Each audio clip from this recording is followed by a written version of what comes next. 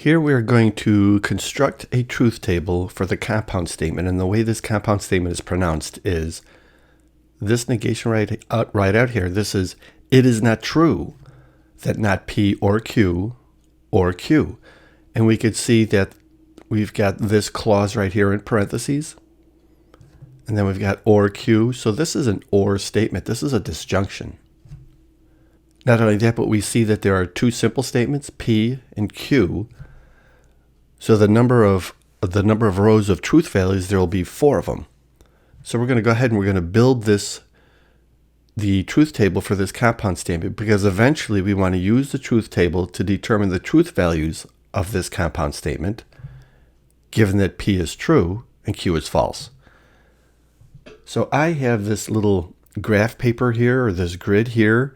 I like to use graph paper because it helps me keep things in order, helps it keep it organized and nice and clean. And you should too. If you have graph paper or some sort of ruled paper, it'll help as you build these truth tables, especially as they become a little more expansive and a little more complex. It keeps everything in order. So the first thing we're going to do is we are going to list the standard values for the simple statements. So we have P and we have Q. And we've learned that for the first simple statement, the first half of the truth values will be true, and then the second half will be false. And then for the second simple statement, we just alternate. And you can see how using this graph paper, using this grid, helps to keep everything nice and neat and orderly. So then the first thing we want to do is we want to concentrate inside the parentheses here, this clause right here. It's similar to the order of operations, where you do inside the parentheses first. We're going to keep that same idea. So we're going to work this clause in here, which is not P or Q. But right away I can notice that we have a not P. So I'm going to go ahead and I'm going to make the truth values for not P. And anytime you come across a simple statement that has a negation in it, you should just go ahead and list it right away. Usually it's going to mean something anyway, so you should list it right away. So here we have not P. And of course, a negation takes a true statement and turns it false, and a false statement and turns it true. So this will be false, false, true, and true. Now that we have the not P, I'm going to go ahead and I'm going to build this clause right here. This will be not P or Q. For this clause, this is a disjunction. And we know that for a disjunction, both of these statements here have to be false for the entire clause to be false.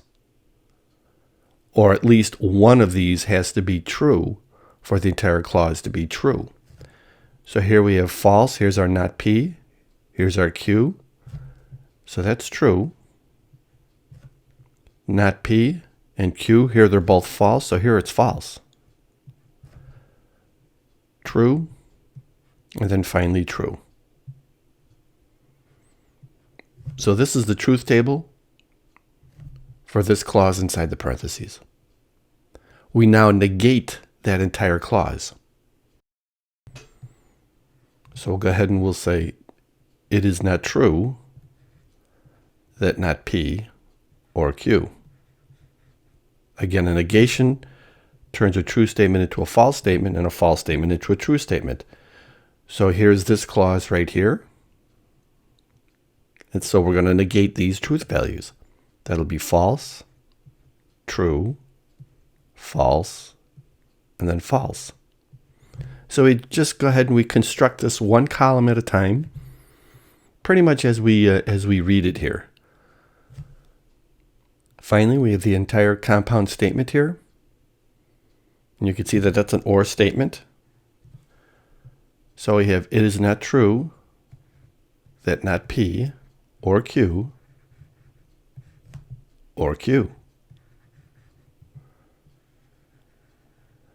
Again, this is a disjunction. This is going to be false if this clause is false and this statement is false. So I go ahead and I look for this right here, and here they are right here, where this is false and this is false. So we have a false, true, so that's true. I have a true and a false, that's true.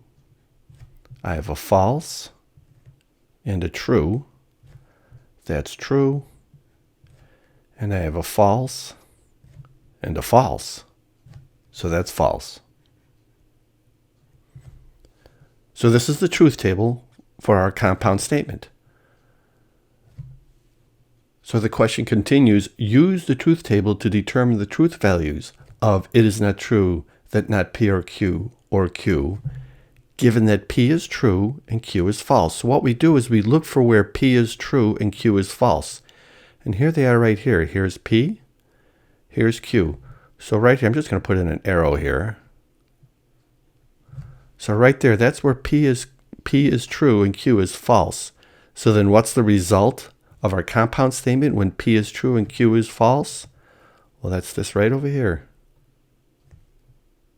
Right here. So when P is true and Q is false, the compound statement is true. And I think we have it.